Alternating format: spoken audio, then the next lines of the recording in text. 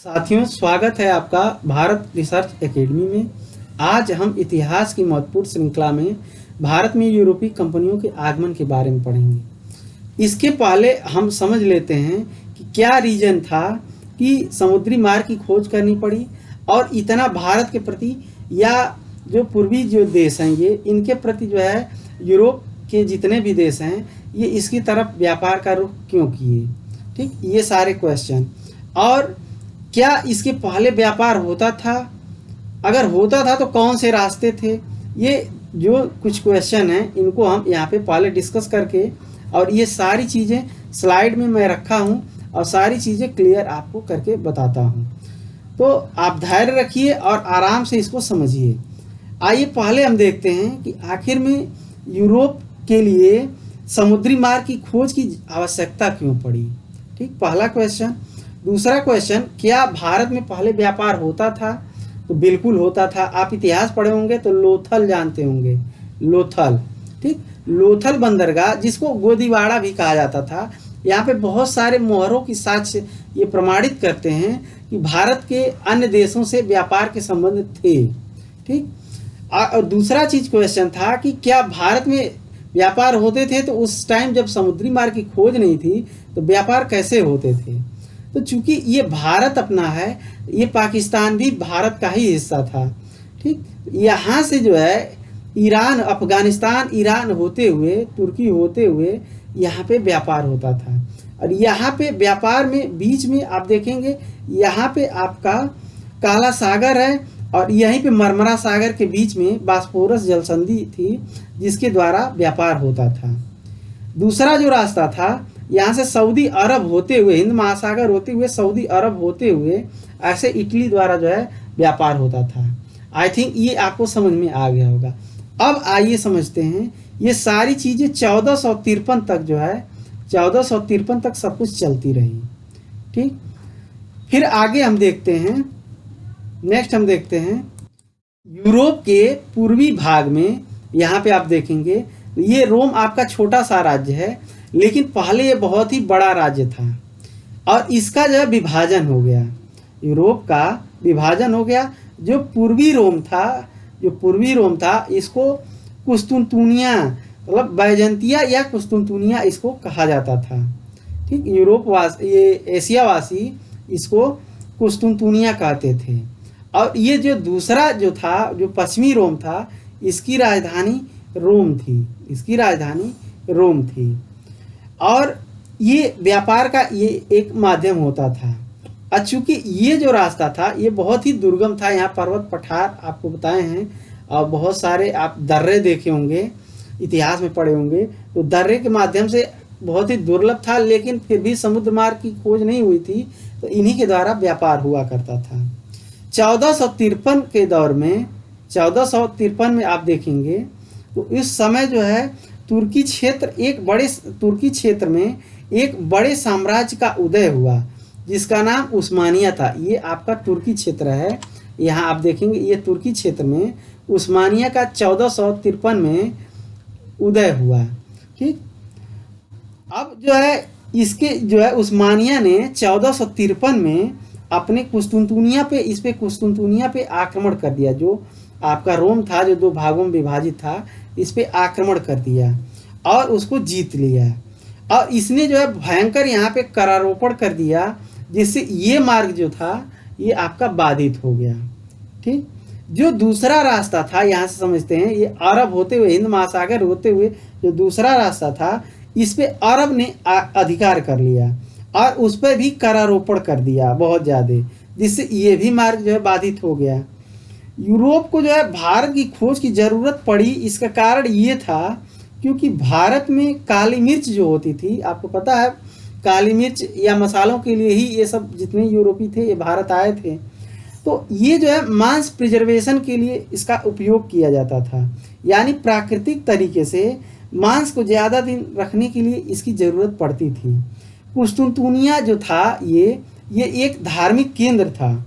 इस पर तुर्की के अधिकार होने से यहाँ के विद्वान जो लोग थे यूरोप की तरफ भागे और इटली जैसे देश में शरण ली और अपने साथ पुस्तकें और शास्त्र भी ले गए और उनका प्रिंटिंग प्रेस द्वारा जो है प्रिंट करा करके पढ़े और उनके अंदर एक तर्क शक्ति का जो है विकास हुआ। ठीक, और पहले जो समय था वो मानव केंद्रित था, फिर ईश्वर केंद्रित हो गया। ठीक, पहले लोग मानव केंद्रित था। आप देखेंगे, आप इतिहास पढ़े होंगे तो सिंधु सभ्यता में मानव केंद्रित था, उस समय व्यापार वगैरह सब कुछ होता था। लेकिन बीच में जो है आपका ईश्वर केंद्रित, क्योंकि कुस्तुनतुनिया जो था ये एक धार्मिक केंद्र था। जो ये कुस्तुनतुनिया था ये धार्मिक केंद्र था, और इस पे इस पे कुस्तुनतुनिया, इसको वर्तमान में इस्तांबुल कहा जाता है। ठीक है ना, वर्तमान में इस्तांबुल कहा जाता है। ठीक, अब इसको जो है इसको ईश्वर भी नहीं बचा पाए। इन लोगों में ये धारणा हुई कि ईश्वर भी नहीं बचा पाए, तो इन लोगों के अंदर जो है पुनर्जागरण हुआ, क्योंकि प्रिंटिंग प्रेस और पढ़ करके इसका पुनर्जागरण हुआ। इसके बाद जो है लोगों को ज्ञान हुआ, अब फिर यहाँ से ऐसे जो है आपका समुद्री मार्ग की खोज की गई। तो आइए देर न करते हुए आगे हम समझते हैं जो इससे रिलेटेड और तथ्य हैं। चूँकि ये छोटा सा हम समझाना इसलिए ज़रूरी था कि कभी कभी मतलब मन में बहुत सारे डाउट रहते हैं, इसको हम क्लियर किए हैं। आगे हम देखते हैं कि जो यूरोपीय कंपनियां हैं इनका आगमन का क्रम क्या था। तो सबसे पहले पुर्तगाली आए, फिर डच आए, फिर ब्रिटिश आए, फिर डेनिश आए, फिर फ्रांसीसी। इसको याद कर लीजिए, पीडी यानी पेन ड्राइव, बीडीएफ यानी पीडीबीडीएफ, ये याद कर लीजिए, यानी पुर्तगाली, डच, ब्रिटिश, डेनिश, फ्रांसीसी। अब देखिए, पुर्तगाल का जो राजा था प्रिंस हेनरी था, इसको द नेविगेटर कहा जाता है। ठीक, यानी पथ प्रदर्शक। इसने अफ्रीका के पश्चिमी तट का नक्शा बनवाया, यानी ये जो आपका पश्चिमी तट है अफ्रीका का, ये वाला जो तट है, ये जो है इसका नक्शा इसने बनवाया। ठीक, तो आइए देखते हैं और जो तथ्य हैं इससे रिलेटेड। अब पुर्तगालियों से संबंधित क्या है कि 1487 में बार्थोलोम्यू डियोज ने उत्तर मासा अंतरीप तक पहुंच करके वापस पुर्तगाल चला जाता है। अब ये उत्तर मासा अंतरीप कहाँ है, तो आप देखेंगे यहाँ पे जो है, यहाँ पे केप ऑफ गुड या उत्तर मासा अंतरीप, यहाँ तक इसने खोज करके और वापस चला गया, यानी आगे प्रयास नहीं किया। पुनः जो आप देखेंगे कि 1492 में कोलंबस जो मूल निवासी इटली का था और स्पेन द्वारा प्रायोजित यात्रा के तहत भारत के स्थान पर गलती से वेस्ट इंडीज पहुंच गया। यानी उसको आना था यहाँ पे, आप मैप द्वारा देखिए, उसको यहाँ पे आना था, यहाँ से तो ये ऐसे आया, लेकिन उसको आना यहाँ था, लेकिन ये चला गया उल्टा इधर। ठीक, यानी आपके अमेरिका के साइड वेस्ट इंडीज वगैरह में चला गया। तो इसीलिए देखिए इसका नाम भी पड़ा है वेस्ट इंडीज, यानी इंडिया की खोज में गया था तो वेस्ट चला गया तो वेस्ट इंडीज। ठीक, फिर 1498 की घटना है, और वास्को डी गामा अब्दुल मनीज नामक जो है एक गुजरात के व्यापारी की मदद से साओ गैब्रियल नामक एक जहाज से उत्तर मासा अंतरिक्ष होते हुए कालीकट बंदरगाह पर पहुंचा। ठीक, और जहां उसका स्वागत वहां के राजा जमोरिन ने किया। नेक्स्ट है, वास्को डी गामा को यूरोप एवं एशिया को समुद्री मार्ग से जोड़ने का श्रेय दिया जाता है। यानी आपको अगर ये क्वेश्चन है कि यूरोप और एशिया को समुद्री मार्ग से जोड़ने का श्रेय किसे दिया जाता है, यहाँ पे वास्को डी गामा को। अब यहाँ पे जितने तथ्य हैं उनको आप देखते हुए चलिए, जो हमारे एग्जाम में आएंगे। नेक्स्ट है आपका, वास्को डी गामा जब भारत आया तो व्यापारी वस्तु जो ले गया उसका 60 गुना उसको फायदा हुआ। यानी अगर जो है 100 रुपये ले गया तो उसका 60 गुना जो है उसको फायदा हुआ। फिर जो है पुनः 1500 में 13 जहाजों के साथ पेट्रो अल्बरेज केब्रल भारत आया। अब उसको लगा कि बहुत सारा फायदा है, बहुत सारी जहाजों को लेकर के ये भारत आया।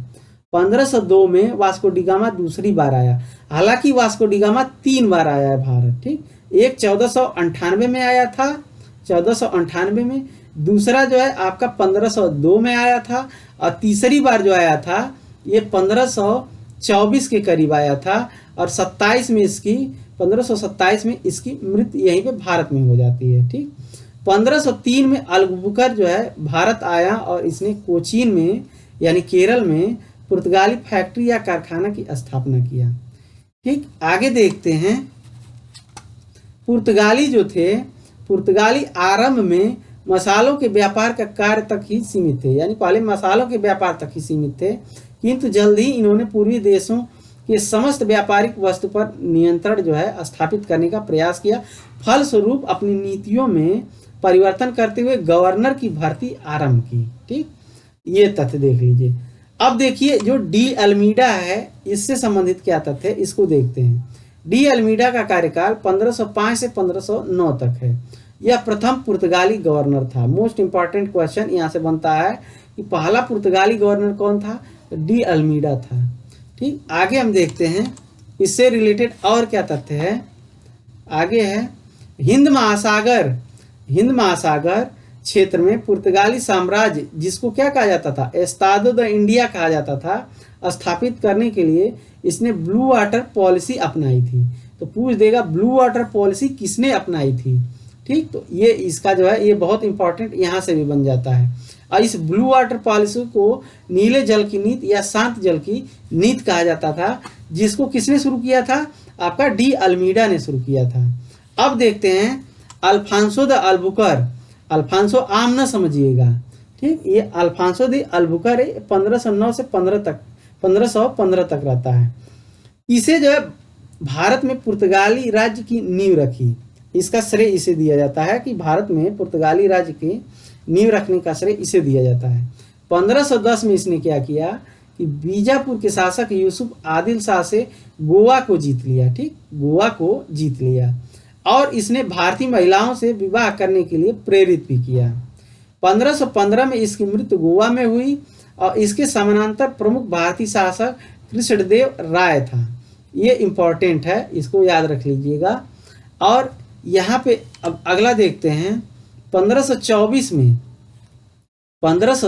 में वास्को डी गामा तीसरी बार भारत आया। हालांकि 1527 में इसकी मृत्यु कोचीन में हुई, जहाँ पे सेंट जो है फ्रांसिस चर्च में इसे दफनाया भी गया। तो यहाँ से जितने तथ्य बन रहे हैं इसको आप नोट डाउन करते हुए चलिए। अगला महत्वपूर्ण गवर्नर नीनो डी कुन्हा था। ये 1529 से 38 तक रहा, जिसने 1530 में राजधानी कोचीन से गोवा स्थानांतरित कर दिया। ठीक, तो ये क्वेश्चन बन सकता है कि कौन था जो राजधानी कोचीन से गोवा जो है स्थानांतरित किया। इसी के समय सेंट थॉम मद्रास हुगली को जो है आधार बनाकर बंगाल की खाड़ी में ये लूटपाट किया करते थे। इसी के समय यानी सेंट थॉम जो मद्रास हुगली को आधार बना करके और लूटपाट ये किया करते थे। नेक्स्ट हम देखते हैं अगला, इसी से झगड़ते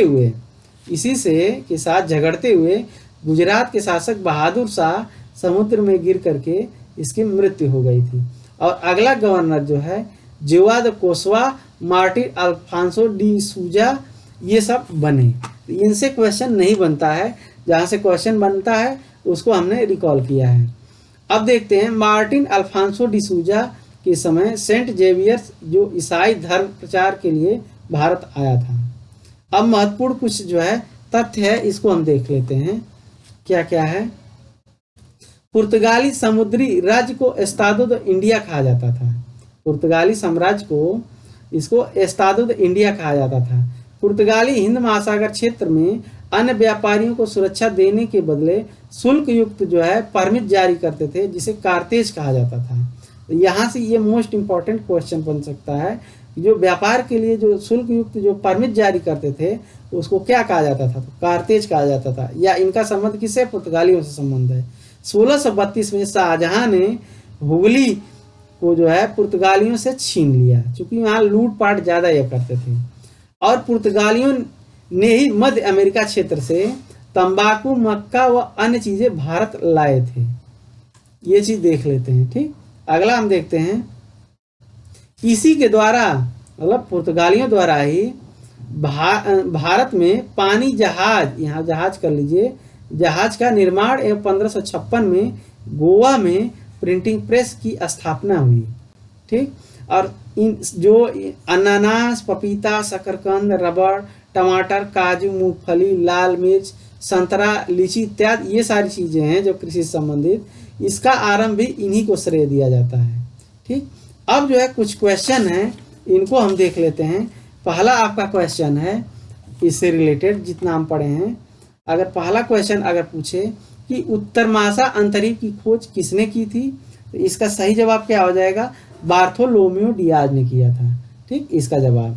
वास्को डी गामा भारत कब आया? तो ये 1498 में आया। कब आया? 1498 में आया। नेक्स्ट क्वेश्चन आपका 1500 में 13 जहाजों को लेकर के कौन आया था? तो कौन आया था? तो पेट्रो अल्वारेज के इब्रल आया था। ठीक, पेट्रो अल्वारेज इब्रल आया था। प्रथम पुर्तगाली गवर्नर कौन था? अगर ये क्वेश्चन बने तो कौन था? डी अल्मीडा था। कौन था? डी अल्मीडा था। नेक्स्ट है ब्लू वाटर पॉलिसी किसने अपनाई थी? तो ब्लू वाटर पॉलिसी किसने अपनाई थी? तो इसी ने अपनाई थी, डी अल्मीडा ने अपनाई थी। और पुर्तगाली शक्ति को क्या कहा जाता था? तो पुर्तगाली शक्ति को एस्तादो द इंडिया कहा जाता था। एस्तादो जो है, एस्तादो द इंडिया कहा जाता था। ठीक, नेक्स्ट है कार्थेज क्या होता था? तो ये शुल्क युक्त परमिट होता था। यानी परमिट लेकर के अब व्यापार करने के लिए ये लोग ऑथराइज करते थे। प्रथम प्रिंटिंग प्रेस कहाँ और कब किसके द्वारा अपना मतलब लगाया गया? तो इसका सही क्या जवाब हो जाएगा? तो गोवा में जो है 1556 में इन्होंने प्रिंटिंग प्रेस बैठाया था। कौन एक मुगल शासक था जिसने पुर्तगालियों से हुगली छीन लिया था? तो इसका हम ऊपर चर्चा कर चुके हैं। 1632 में किसने? शाहजहां ने इसको जो है हुगली को छीना था। ठीक, तो इस प्रकार हमने ये सारा ये सेशन अच्छे से समाप्त किया। वीडियो को लाइक कीजिए, शेयर कीजिए, सब्सक्राइब कीजिए। और ये जो आपका PDF है, इसको अगर प्राप्त करना है तो 94 51 55 28 14 पे आप मैसेज करके आप ग्रुप में जुड़ सकते हैं। या फिर भारत रिसर्च एकेडमी जो आपका इस पे टेलीग्राम पे लिंक है आपका ग्रुप में, उसमें चैनल पे लिंक दिया हुआ है, उस ग्रुप से आप जुड़ सकते हैं। वीडियो को ढेर सारा प्यार दीजिए। छोटा चैनल है लेकिन आपके लिए बहुत ईमानदारी से मेहनत कर रहे हैं, और इसको ढेर सारा प्यार दीजिए। धन्यवाद।